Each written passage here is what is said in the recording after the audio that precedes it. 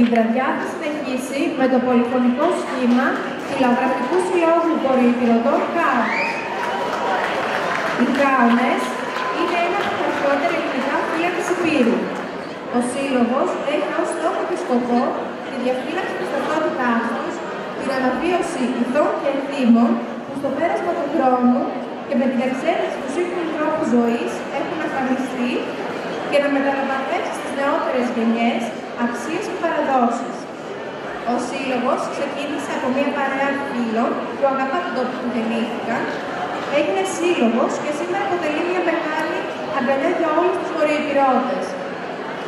Στη Βόρειο Ήπειρο, το πολυφωνικό τραγούδι είναι τόσο βαθιά ριζωμένο στη μουσική αντίληψη του λαού που μας επιτρέπει να μιλήσουμε για μακρόχρονη μουσική παράδοση.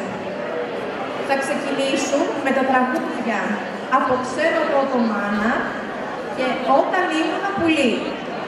Ας τις απολαύσουμε.